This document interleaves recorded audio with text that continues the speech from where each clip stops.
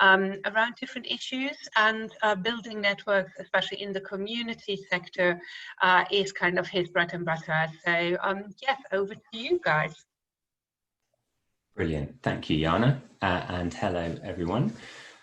So yeah, I think we're going to, we'll get started, and we might have people trickle in, but really lovely to see so many people here, and really good to see how much interest there is in this topic.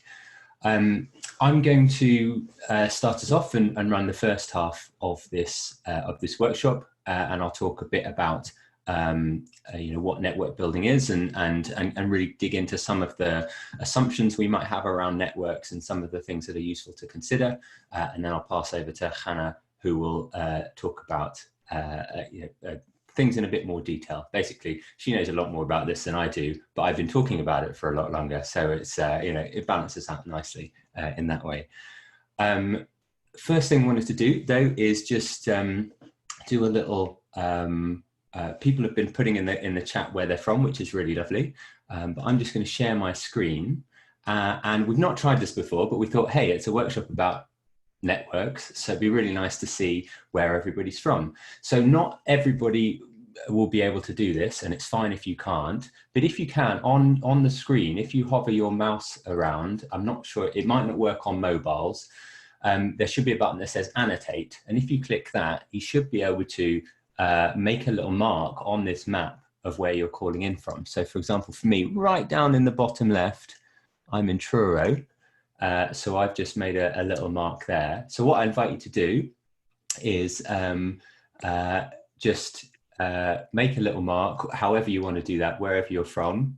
If you make a mistake, you can press clear and clear your picture. I thought I put the world map there in case anyone is anyone calling in from outside the UK. And if you can't do it, then feel free to put in your chat. So yeah, Coventry. There we go. Lovely. And don't worry if it doesn't work. We'll just keep it up for another 30 seconds or so. But it's nice to see. So Cambridge. Thanks, Emma. And Jenny's saying from Rochester, which I think I know where that is. Oh yeah, down there. Rotherham. This is a good test of my geography. Well, probably quite a bad test of my geography, really. I'm going to put some things down there. Yeah, so it's nice to see where people are calling from, and this is starting to get us thinking about the concept of networks and what that might mean. So thank you for doing that. Always nice to experiment with something you've never done before on a Zoom call, which is good fun. So I will just come out of that. So as I said, what I want to do is talk a bit about networks and what network building means, and this is coming from my experience, which is absolutely not going to be the same for everybody. How this is going to work is we're going to have opportunities to go into smaller groups and talk about some of this in a bit more detail. But if there's any point where anyone wants to share anything in this larger group, please do. Really conscious that sometimes it can feel a bit awkward or a bit weird to do that, and not everybody is comfortable speaking in this wider group. So that's absolutely fine, and that won't be the only way that you can engage. But if at any point you do want to share anything, you can either put it in the chat or unmute yourself and just jump in. Really keen for this to be an open space, and really important to say for both myself and I think for Channa that we know so much, but other perspectives and other experiences are really, really useful, and I hope that will help shape what we talk about as well. There will be a little space at the end for specific questions to discuss in this wider group as well, but as I say, jump in beforehand if you want to. So I'm going to share my screen again and just go through a couple of slides, and start with this one. This is kind of my title slide, and anyone who's seen me or had the misfortune of having me talk to them about networks before will know that I really like this analogy of the Starling murmuration, which is a for me, a really nice kind of natural metaphor and way to get into the idea of talking about networks, because they can sometimes feel incredibly difficult to articulate, but also simultaneously, really, really powerful. And I think murmurations are a lovely example, whether you've seen one or not. If you haven't, I'd recommend digging out a video about them and just watching them in action, and they're really beautiful patterns of all of these starlings working together. And similarly with a lot of networks from the outside, they can seem quite impenetrable in this way. They can seem very hard to get into. But the reality of a starling network, a murmuration, is that each starling only really is connected to, according to a lot of research that's been done, the 7 starlings around it. So even though they look like they're all working together, really each starling is only connected and working with those in its immediate vicinity. And quite often networks are very similar in that we might be part of a huge, wide network, but we might only be aware of the immediate connections we have. And it's only when you stand back and look at a murmuration from the outside or look at a network from the outside that we really see the bigger picture, and we see the sum of its parts and how powerful and beautiful that can be. So I want to talk briefly about what we mean when we talk about networks, because I think it is quite a complicated idea. It's a word that is used a lot. And here are 3 examples I'm just going to very briefly talk about of what networks can sometimes refer to. So this is my first example. So I was searching for network visualizations on the internet, and someone, for some reason, has decided to map all of the Shakespeare's plays and turn them into networks of how often the characters interact with each other, which, fair enough if you want to do that kind of thing. But often when we think about networks, this is the kind of image that comes to our minds. Very complicated, lots of lines connecting each other.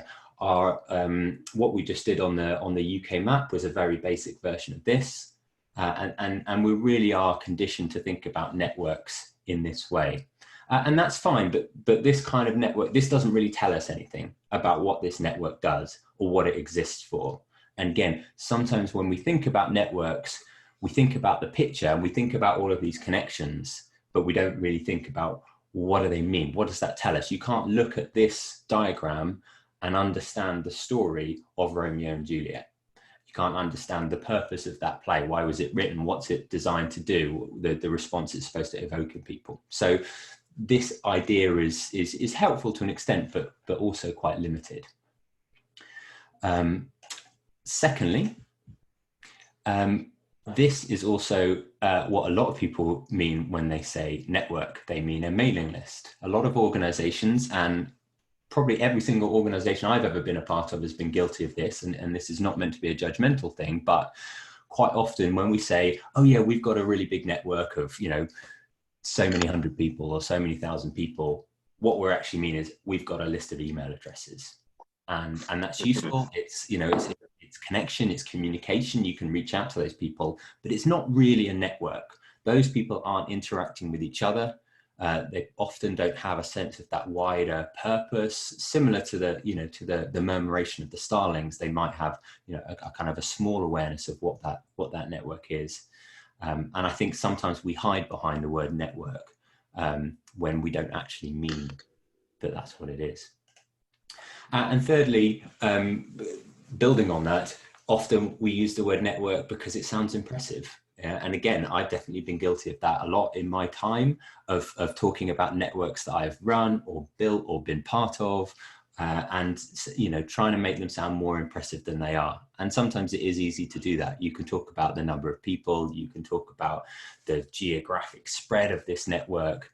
But again, I think we really often get lulled into the challenge of making networks sound more impressive than they are, because they make us sound impressive. They must make us sound like we know what we're doing, like we're doing the right thing. And it can be really hard and really scary to step away from that and really think, what is this network and what is it trying to do? So to explore that a little more, I want to do a Mentimeter survey.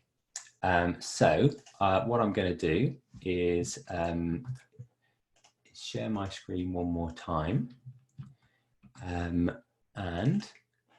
hopefully some of you have done Mentimeter before, but what this is basically is an online poll.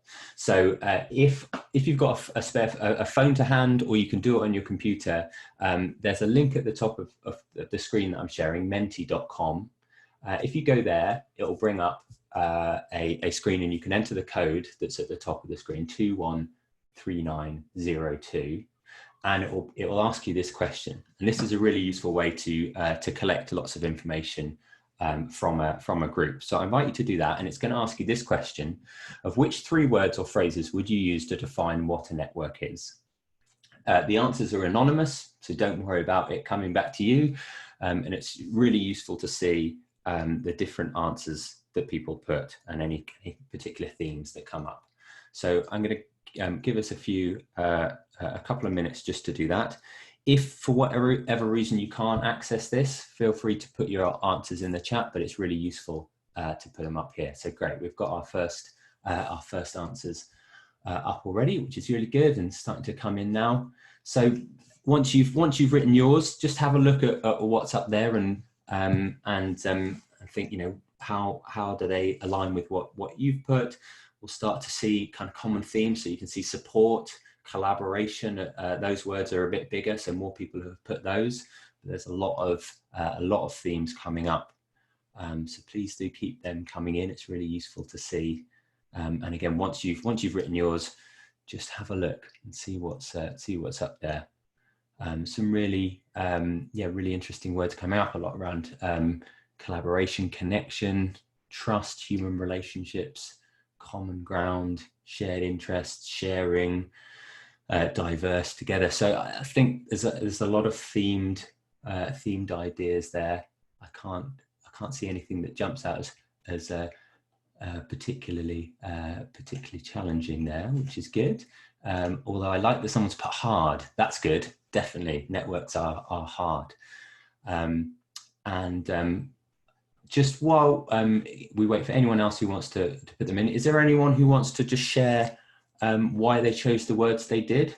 And you can feel free to unmute yourself. No worries if not. I'll just leave a little space if anybody wants to speak up. Please do.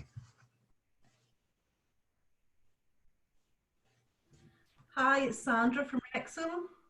Hi, Sandra. Which is confusing because I'm as Glaswegian as they come. And I'm the one that put hard because they're hard work.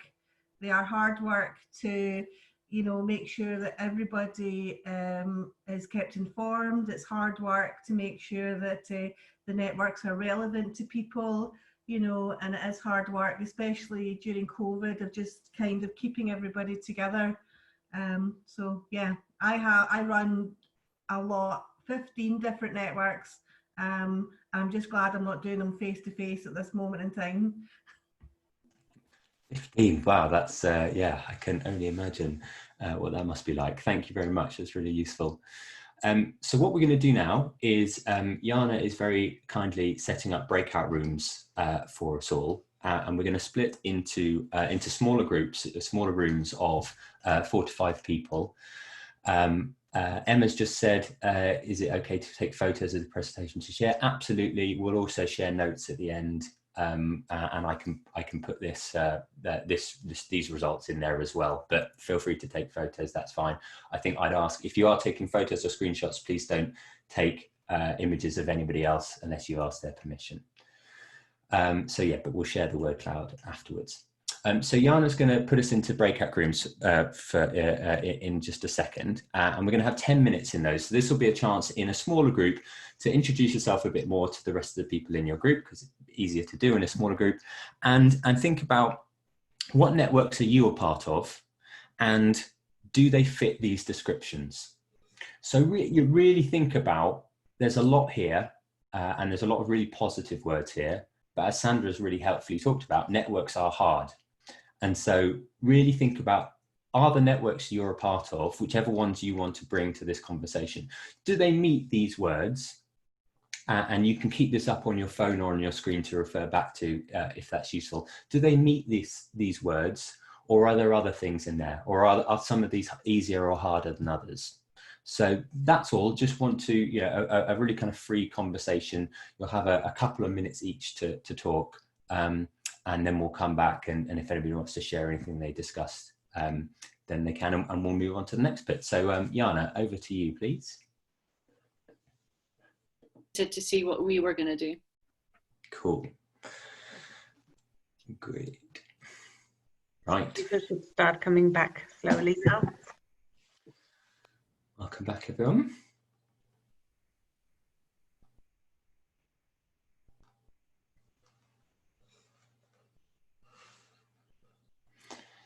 So in just a minute, once everyone's back, I'm going to invite anyone that wants to share anything that came out of their smaller discussion. So have a think about whether there's anything you want to mention. You can do it in the chat, or if you'd like to speak out, it'd be really nice to hear some different voices. So I was picking up Tim's point of where he was identifying where people are givers and takers within networks. So hold on a moment. Bixby, shut up. Sorry. Honestly, most inappropriate moments. But essentially, Tim was saying that, you know, in his early times, after attending lots of Eden Project events, that where is Tim? I can't see him. Oh, he's waving. Excellent. Where's Wally? Tim, make your point. You need to unmute. Yeah, sorry. Yeah, all I was saying was I use the example actually of the Eden Project community. So having been involved since 2009, I felt the first 4 or 5 years, every event I attended was very much me learning to become a social community activist. But I think for the last maybe 4 or 5 years, I've been able to spin that on its head, that actually I can now share experience and expertise with others. And you know, that's, for me, that's the great thing of the network. Different people are at different levels, and it does sometimes feel unequal, and that can be, for people who are giving lots and sharing lots, that can sometimes be a bit soul destroying, because you think, well, hang on, I'm doing all this and sharing all this and nothing's coming back to me. But I think you then got to just check yourself and go, but people at different levels of experience and confidence and expertise, and understand that that's kind of where people are. No, absolutely. And I was just using my example. I'm involved, well, way back when the Big Lunch was launched, I threw in a big lunch with my neighbour in 2.5 weeks. And we just got it. We had to do insurance and things. So it was very, very, you know, here's a newsletter. This is what we need. Are you joining in? That is the most important thing. Join in.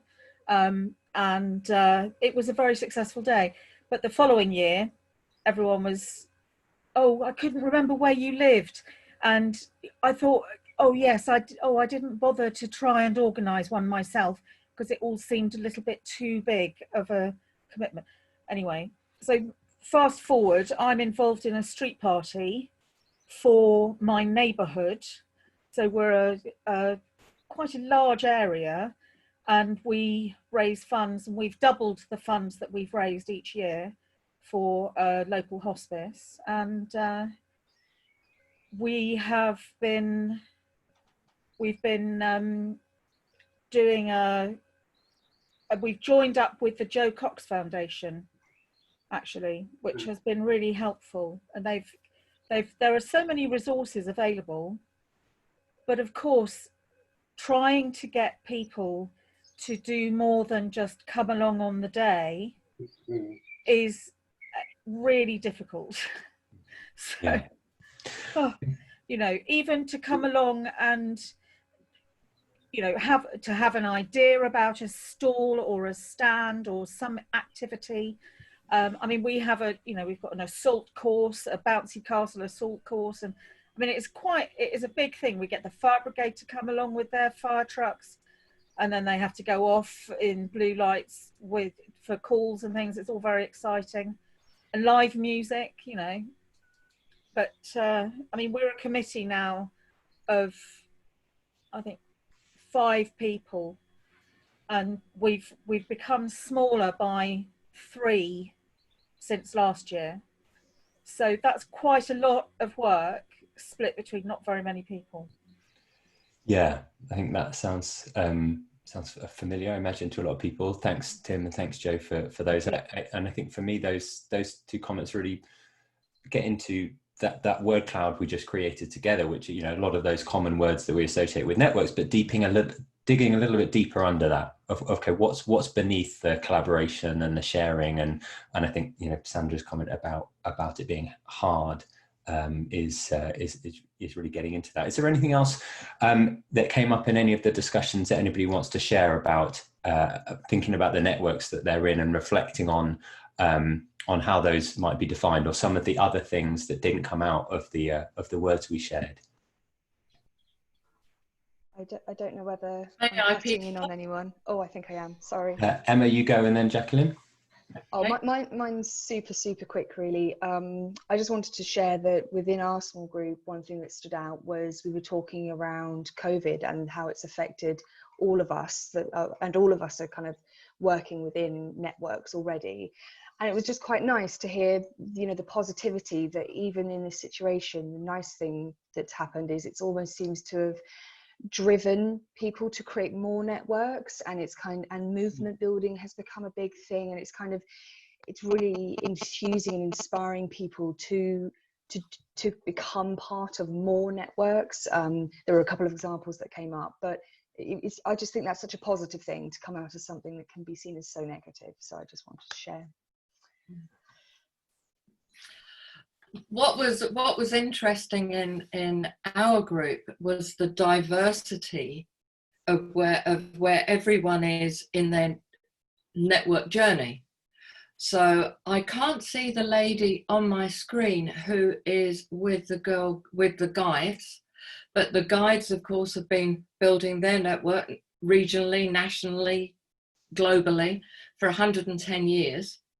So they have a highly structured way of running their network in order to be able to manage it effectively. And then on the other end of the scale, we have Delton, who's with a group of friends is bringing together creatives in Rotherham in an effort to gather them together and keep them in the town rather than them going off to the bigger cities and taking their talent with them, and all points in between. And we also touched on that point of how difficult it is to find people to, I don't want to use the words carry the burden, Peter, because it's not a burden, but carry the time that it takes to keep networks working, because that is a big thing. And it's often a case where everybody wants something, but only a few people are prepared to take on the time. And what I found really helps that is almost having like a job description for each voluntary role, so that people are very, very clear what is expected of them. And there's also a very open dialogue about how much time people have, so that even if somebody's only got an hour a week, they feel they can contribute. Because often I think the reason why some people don't often to share that time is because I think it's going to take too much time. Mm-hmm. But we have a great discussion. Thank you, Jacqueline, and thank you, Emma, as well. Okay, Sandy, we'll come to you, and then we'll wrap up. Yeah, can you hear me? So in our group, we were all talking quite a lot about new networks and how to build new networks. And we spoke a little bit about it being the network needing to hear everybody's voice and everybody to feel like equally heard within a network.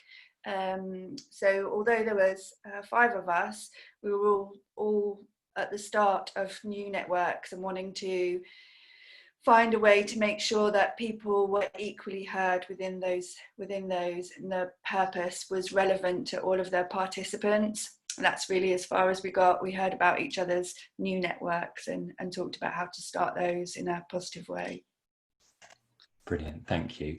Feels like we're really getting into the crux of what network building is about, and there's some really good comments being made and in the chat as well. Some really interesting things coming up around clarity and roles and things like that. And Hannah will talk a bit more about some of these sort of underpinning characteristics of networks. And also wanted to just check back in, and Ellen asked a question earlier on, a really interesting one, about how do you build purpose in a pre-existing network. And obviously this workshop is not just about network building, it's about network building with purpose. And that's something in my last little bit before I hand over to Hannah to talk about is, why are we spending a bit of time thinking about what networks are? So I'm just going to share my screen. I've got 2 more slides to go through. I just wanted to talk a little bit about the importance of really thinking about what does the word network mean, and when we use it, what is within that for us and for other people. So often, and partly because of the things I talked about before around mailing lists and networks, making us sound like we know what we're talking about, is that we can think about networks as things that have an input and an output, and it's a kind of an A to B, and a network exists. You put this thing in and you get this thing out, and it might be a straight line, it might be a curved line, it might be a wiggly line, it might be a bit complicated, but ultimately the network creates something and it produces something. And it's very easy, especially when we set a network up, or that we feel very connected to it, to see networks in this way. But actually, networks are much more like this. The tube network, which is literally called a network in London with the Underground, and within the tube there are elements of that are A to B. Most of your journeys are going to be A to B. Sometimes it may be A to B to C to D or whatever. But it's really important that when we think about networks, even though there might be parts of it or functions of it that seem quite linear, actually the whole thing together is not linear at all. It is really complex. It has a lot of moving parts, and the A to B only works because you've got this much wider structure around it. I think it's really important that we think about and we understand our networks in much more detail than the simple A to B, because otherwise we'll never really understand how to build it, how to really grow that sense of purpose and that sense of clarity and people working together, because we'll see it in too simplified terms. And it's also really important because networks are fundamentally about power. Networks are about pooling and collecting resources. And we do that because that gives us more power than if those resources happened on their own. Those resources might be people, they might be physical resources, but fundamentally networks are about power. And when you have power, you have inequalities of power. And so it's really important to understand our networks, the ones that we're a part of and the ones we're not part of, to think about how is power operating here. And there's 4 questions. I'm not going to go into this in too much detail, but I can share some more reading about it afterwards that it's really useful to consider when we think about our network. So you think about who's in it and who's not. How is that defined? And this will really influence the kind of the purpose and how that is clarified. It might be really simple, might not be simple. Do people who are in the network know they're in the network? Secondly, what are the formal power structures in the network? Is it a hierarchy? Is it a flat structure? Do the people in it understand how this works? And it might be really clear, or it might not be. And then how does power operate informally within that network? So I think we can all be honest with ourselves and acknowledge that the way our society works is not equal in terms of power. And do our networks reflect that? Do our networks fall into the same traps that we fall into on a day-to-day basis about who has access to information or power or resources and who doesn't? And do we need to challenge that a bit more if we want our networks to function differently to the way society does? And I think that's really important, because often the networks that we're creating are about addressing inequality or change. And then lastly, what is the perception of power within the network? And this is a really important one when we're thinking about purpose and building networks with purpose, is that purpose shared? amongst every single person within the network. And how those decisions are made, how those decisions are themselves decided is really, really important. And it's only when we start really asking ourselves these questions can we hope to build something that really has a clear and powerful purpose. So again, I'll share those afterwards, but I really want to hand over now to Channa, who's going to talk a bit more in a bit more detail about some of the things I've very lightly touched on.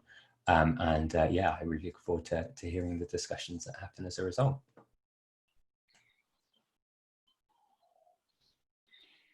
Perfect timing, Peter. I'm just getting a message that my internet is unstable, but I hope you guys can hear me. Yeah, perfect. I hope I'm back, and I hope this is gonna, I'm gonna stay with you, but please just like give me a nod of your heads or like point to your ears if something does go wrong again. Also, spoiler alert, I'm not as Zoom pro as Peter is, but I'll try my best here. I think for me so far, what we've really seen in this call is I think we've almost tried to kind of expand boundaries of what networks are, right? We've kind of broken it open quite fast and wide. And Peter just asked quite a few quite big questions about power, and also talked about, like, you know, there's so many different varieties of network. I liked what Jacqueline said about different places or different journeys on a network, or Joe talking about quite small committees doing street parties to professional networks. Are, you know, there's a massive scale, and I think it's really important to acknowledge all of that. But what I will try, I also have a presentation that I want to share with you, is without undermining all of these complexities and these power imbalances that just come with networks. That's just the way they work. I do want to kind of start breaking it down and making a few things a little bit tangible again. And I think what I really want to ask all of you is to keep reflecting. So keep thinking about your own networks. And that can be that small committee doing street parties. It can be your professional network. It can be both. We're all in different networks. So yeah, keep reflecting on that while I'm talking. And I'm also hoping to get you back into a breakout space to talk about that together. But bear that in mind. Let's see if I can get my screen up. Yep. There we go. Is that working? Yeah. No, I just need to see. There we go. All right. So I already noticed on the call we've got a few familiar faces, and a few of you might know, or I've spoken to actually, about social capital. And I've done a little bit of a research piece last year that really looked at social capital in the network that Jana kind of mentioned to the beginning of this call. That's a network that we try to get as Eden Project communities of people like yourselves coming together and kind of sharing this experience of being network weavers, of trying to do something in their community. And how can we as Eden Project communities facilitate them to come together and really share their understanding in a network. So I've done a little bit of work on social capital on that. So I don't really want to talk about social capital as a concept in too long, because like I said, I kind of also want to start handing you a few tools again. But just as a bit of an introduction, what social capital really is, I think it all started with this acknowledgement that there's more in society and more in economy even than just money. There's more value than just monetary value in societies. And obviously one of that being about how we cooperate as communities. So networks, neighborhoods, societies, how do we cooperate together? So if you really want to have a formal definition of social capital, this is one that I would use myself, which is it's about those relationships and the networks that we have with each other. And it shapes the quantity and the quality of the interactions and how well we can act collectively to tackle issues in our society. So it's that last part that really stands out to me. And you can see that both Peter and I like our natural examples here. In remuneration, I quite like ants and the way that ants work together. And I think this is a perfect example of social capital just here. Like an individual ant wouldn't be able to do this, but it is about that thing of like the whole being bigger than the sum of its parts. That's the way we say that, right?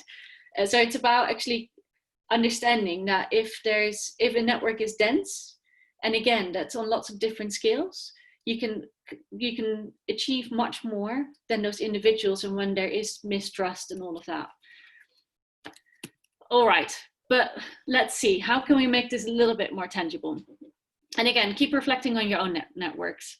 So I think the first thing that I want to start breaking down is different types of relationships that we have in our networks. Every single network has different types of connections. There are three that I want to discuss. One is bonding, the first one. And I think bonding is identified as those closest to you. So your family ties, your immediate colleagues. Bridging then, second one, is slightly more distant, might be the wrong word, but it's kind of like expanding your network a bit further and looking, maybe it's people doing similar things as you are, but they're not your immediate peers. And then linking is one where there's a hierarchy. So hierarchy as in there's people in a position of power that are in your network, where there's that, I think what Peter reflected on already, right? Like who's making decisions, who is in power and who's not. And some networks have more of those power imbalances than others. So that's three different relationships that we all have in several ways. And I think I'm not going to say, it's not like one type of relationship is better than the other. It depends on what kind of network you're running. So just a few examples to see how these different types of relationships work in different networks. First one, if you take a school, for example, a classroom, it's bonding, they're peers, they all work together, right? Hope that makes sense.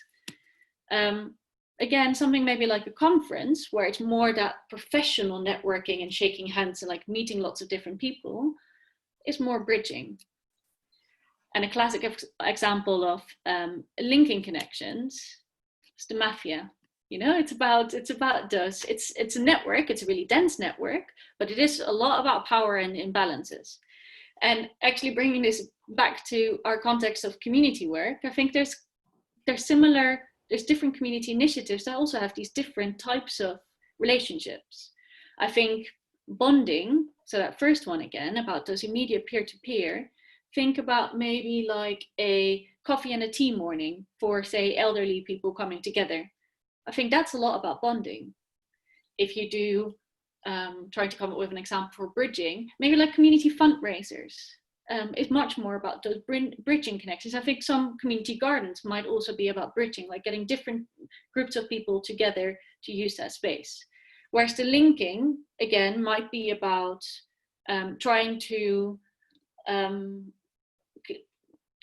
get to a green space and actually wanting to influence your local council. That's much more about linking. So I hope this is starting to kind of click and make sense, right? But there is a bit of space for questions later. So that's three different types of connections that we're going to be talking about the rest of the school. There's also three different values that are really important in building social capital. Those are these: trust, shared understanding, and reciprocity. And I really like that. I think all three of them came up in our word cloud earlier. I've heard all three come back in different ways. And reciprocity, I know it took me a bit of time to rehearse and how to say this, but reciprocity, for those who don't know, is about kind of that win-win. I think it was Tim who kind of started talking about that. It's like sometimes you need to give quite a lot. But when are you going to get, like, especially as a network weaver, those people really kind of at the core of building a network. Reciprocity is about the understanding that whatever you give is eventually going to come back to you as well. So it's, yeah, like I said, win-win. And again, I think there's different community projects that have different priorities within these values. So again, a community, a coffee morning is about building trust. A shared understanding, I've used Black Lives Matter. If you use all of those protesters as a network, I think for them it's a lot about all knowing that they're there for the same reason. They know what's going on and they have that shared understanding what they're trying to do. And reciprocity might be about a skill share or community fridge projects, that kind of stuff. Bringing it back to some of the work that I did last year in our network, I think we also found that there's almost a little bit of a different journey within building these values.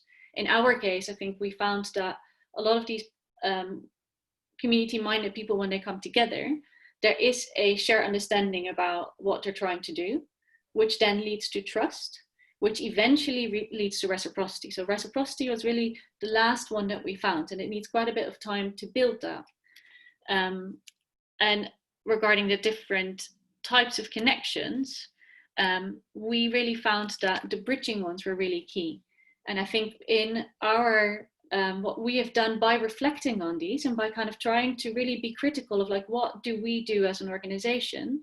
We've started understanding like, okay, well, if it is the bridging connections that are key for us, then what does that mean about what we're doing? What kind of activities do we want to do? And that's partially why we're all here on Zoom together, right? I think actually the Zoom call for me is about bridging connections. But hey ho, I think that is me done talking for now. Is there anything here that is really unclear that we should kind of address before we move on and reflect on this in our own networks? Raise your hand or just unmute and shout.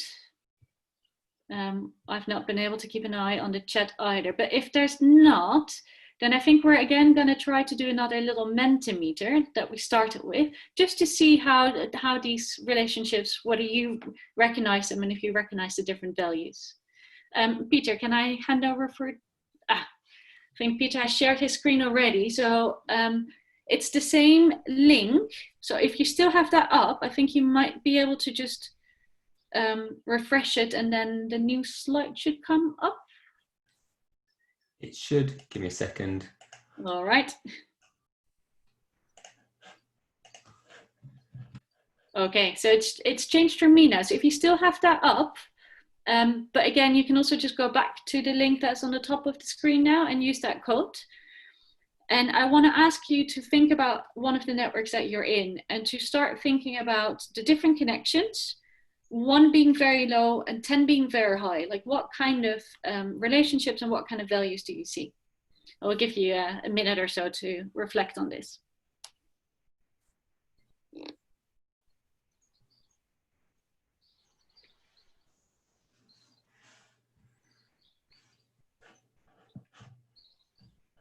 While people are putting in their answers, I just wanted to reflect on Tim's comment about gaining more in some networks and giving more in others, and balance. I think to me this really speaks about balance, and that every network is not going to have 10 out of 10 in all of these areas, but every network doesn't need 10 out of 10 in all of these areas. And coming back to this idea of purpose, networks that have purpose, it's really useful to think about which of these elements, or which of these connections and which of these values are going to be important to meet the purpose that we want.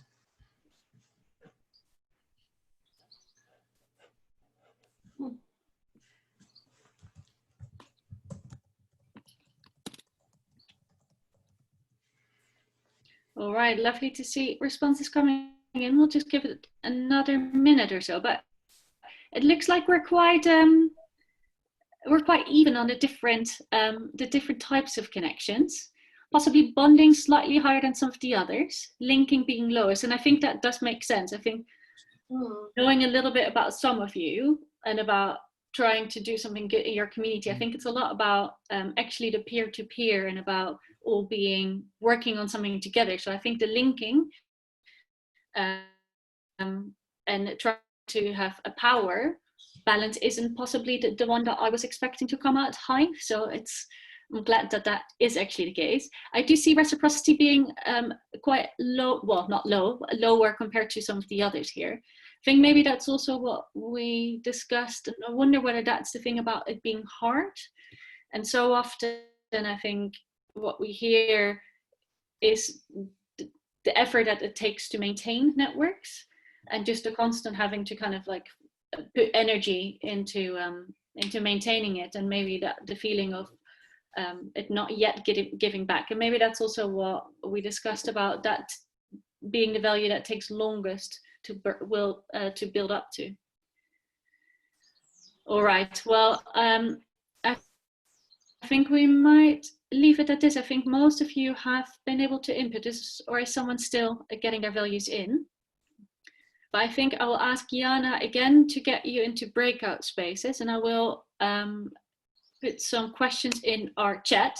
But what I would like to invite you over the next 10 minutes is to reflect on this in your small groups. So to talk about your experience and whether these types of connections and these values resonate with you.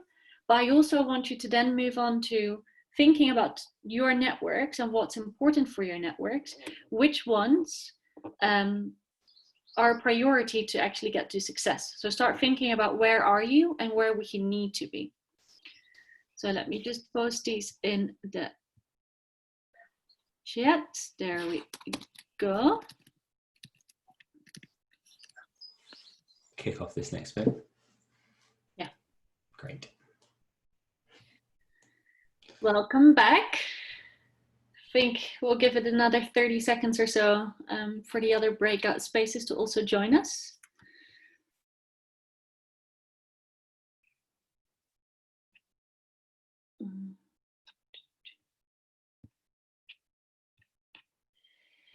There you go, more and more people coming back. Welcome back to the main space.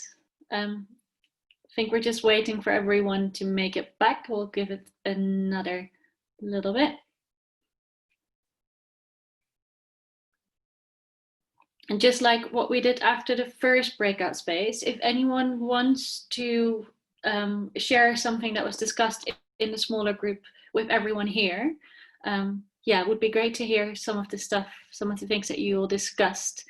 And I think we've got everyone back. So does anyone want to feed back? And if so, feel free to unmute yourself. I am keeping an eye on if anyone has a hand up as well.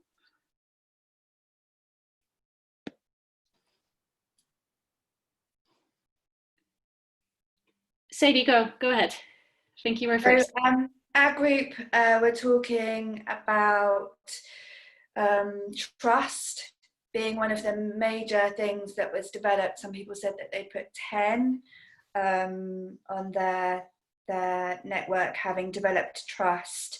And I think we also were talking, it was nice to have found words for some of the experience that we'd had within our network to make sense of it a bit.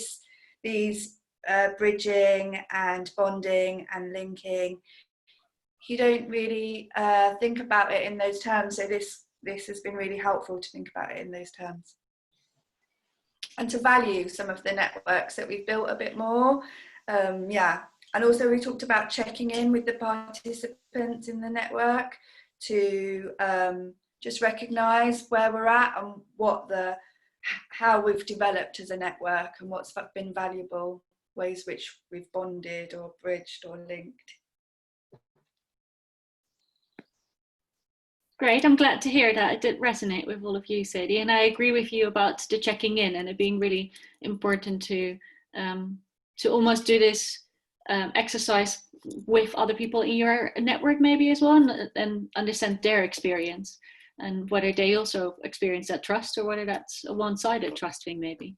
Anyone else who wants to share? I did see another hand. Sue, do you want to go next? Yeah, I was just thinking, I'm in the same group as Sandy, and it's important, I think, sometimes also to think about that degree to which you might need to move towards a more formal way of operating the network as well. I think a lot of networks begin, and we are in the group who are all kind of talking about beginning networks, can begin quite informally. And I think that recognizing that process where it becomes important to say, okay, can we just set some things down now? Can we have ways in which we function? Can we have, so this whole checking in thing I think is crucial really. Are we still sharing the same purpose, but actually setting aside time and space to do those things? So actually looking at the degree to which informality is hindering the effectiveness of the network. And despite the fact that a lot of people who are running these things don't want something that is formal, you know, they don't want, they might see it as very different from their work environment, which is very formalized and maybe hierarchical or whatever. And this is different, but actually getting that balance right, I think, is crucial in terms of being efficient as a network.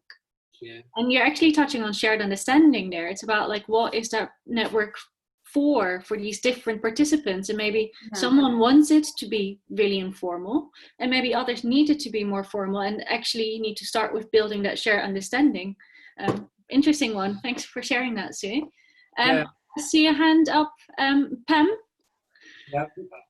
No, not Pam. Sorry, I could only see Pam on your name. Apologies. Of course. What was I thinking? Yeah, I was thinking about control versus, I suppose, the word facilitation. And, you know, the word that came to my mind, as previous lady was speaking, was hierarchy, which is what you get in the workplace, isn't it? You have managers and bosses, and so on and so forth. Whereas what I guess we seek most often to have is a kind of a very flat and equality in the network. However, it does help if someone, you know, this is a good example today, is a small team of you that facilitate it. So you're not controlling it, but you are allowing it to happen because you're making sure there's no intruders, or you're, you know, keeping things safe and, you know, harmonious, shall we say. Yeah. So there's that difference. I think there's an essential difference between control and hierarchical control, if you like, or command, should I say. Yeah, thank you for sharing that. Please help me, Peter and Jana, if you see more hands. I see Ellen, and then maybe we can go to Lisa after. So yeah, in our group we had a discussion from my own example of networks. Is just a lot of the networks that I work within and work with, they've been set up out of need, not out of wants. You know, the lacking funds from local authorities has meant that they've had to galvanise and come together.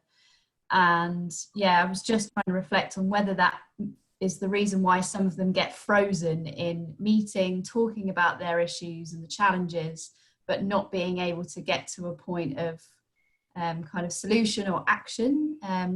Other things we mentioned were resource, funding, and actually what we can provide is expertise, again, facilitation, and sometimes exposure. So we have the opportunity to take some of these groups on go-and-sees, look at other groups across the country that have best practice or examples. So I do think exposure is something in being able to drive a network if they have a shared purpose or goal that they're trying to achieve. So that's been an opportunity, I guess. And then, yeah, Emma in our group also talked about internal kind of networking and changing within kind of organisations while still being on the ground, and actually the difference in those networks and the shared understanding and need of those networks, but having to sit in both. So being the formal and the informal spaces. Right, I like that. I like about you're saying about the go-and-sees. I think that's the beautiful thing about network weavers, whether that's a self-identified or a work position that you're in, being able to connect people. It's a really grateful thing to do. I think it was Lisa who I saw next, but I saw Emma, I saw your hand up as well. So let's do Lisa and then Emma. Okay, so in our networks, so much depends on the people that are involved. And when you get a change in personnel, that can have a huge impact.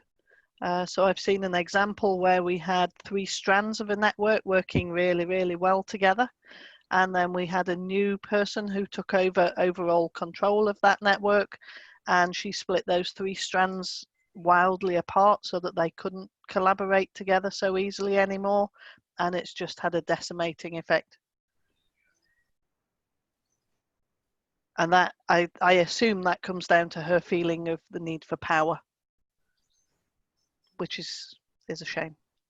That is a shame, yeah. Emma, did you still want to contribute as well? Oh we no, go to you? sorry, Channa. I just sent you a quick message. Sorry. Thank you. No, Ellen was from my group also, so no, that's absolutely fine. She's kind of summarised beautifully what we talked about. Thank you. Perfect. All right. I think we might have time for one more person to share if anyone wants to, but also maybe to start opening up the floor in case there's no more reflections, for if there's still any questions or things that we want to cover. We have a few more minutes before we're going to wrap up. Anna? Yes.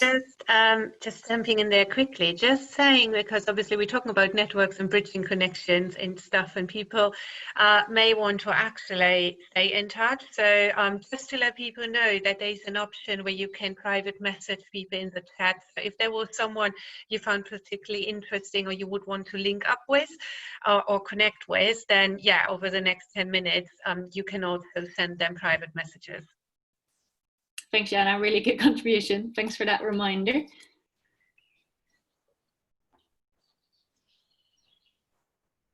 I'm just scrolling through to see if there's any other reflections of people unmuting, having a hand up.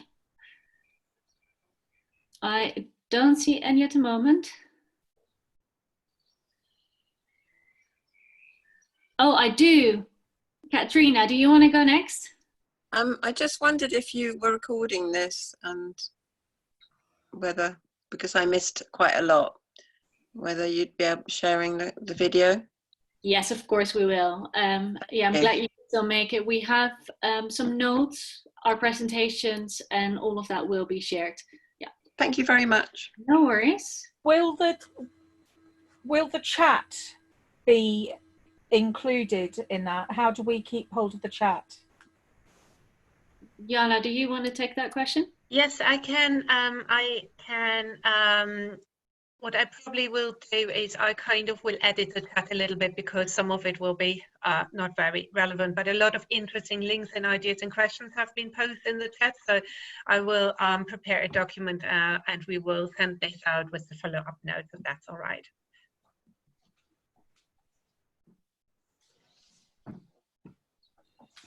Okay, well then we'll invite Peter to join me again as well. But if there is still any questions, now is the time to go for it. Emma, did you have your hand up again there?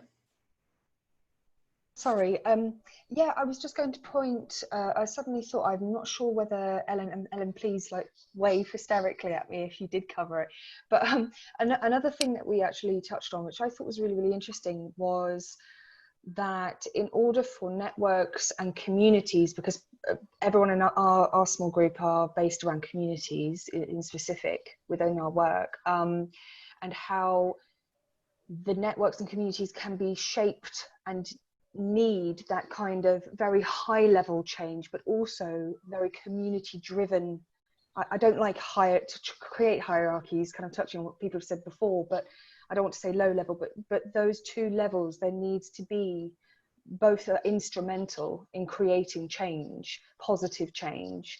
And I just thought it was a really, really interesting point, because I feel that the kind of political agendas and people's needs, their wants, all of that from those two very separate levels have such an impact on what our communities feel and how we network with others. So it was just a point that I thought was really, really interesting. So that's really interesting. Thank you, Emma. I think that's a really nice way of articulating some of the things we've been covering.